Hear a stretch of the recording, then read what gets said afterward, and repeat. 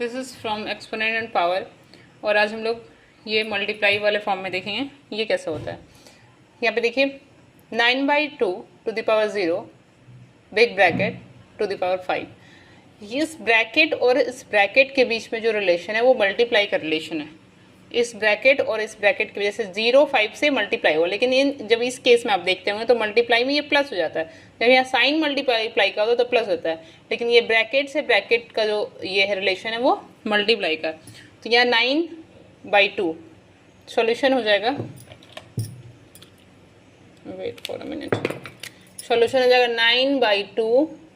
9/2 और ये 0 से अगर 5 को मल्टीप्लाई करेंगे तो टू द पावर 0, क्योंकि 0 से किसी चीज़ को मल्टीप्लाई करते हैं, 0 से किसी चीज़ को मल्टीप्लाई करेंगे तो वो 0 हो जाएगा, तो टू द पावर 0। -5/17, तो इसको लिखेंगे -5/17, -5/17। नाउ 6 3 ज़ा 18, ये दोनों क्या होगा, पावर क्या हो जाएगा, मल्टीप्लाई हो जाएगा। 6 3 ज़ा 18, तो इसका पावर हो जाएगा 18।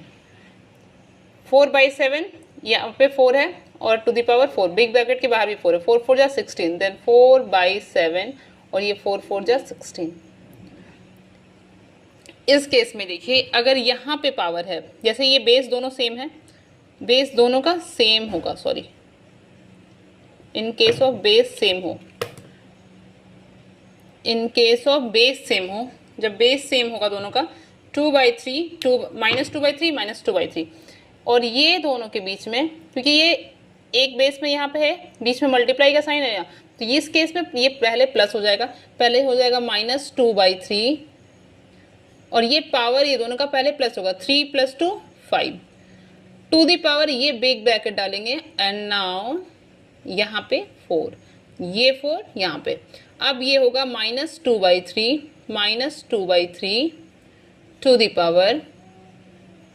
अब ये दोनों के बीच में मल्टीप्लाई का रिलेशन होगा, क्योंकि यहाँ मल्टीप्लाई का साइन है, जब मल्टीप्लाई बेस सेम हो और बीच में मल्टीप्लाई हो तो ये दोनों प्लस होगा, लेकिन ये ब्रैकेट और बिग ब्रैकेट के डिफरेंस में ये में रहेगा तो ये मल्टीप्लाई हो। 5 4 जा 20, ये 5 कहाँ से आया, 2 और ये सॉरी 3 और ये +2, मल्टीप्लाई में प्लस होता है और डिवाइड में माइनस होता है। इस केस में इसमें ये बेस सेम है, 3/5 to the power 3 divided by 3/5 to the power 8। Now इस केस में क्या होगा, 3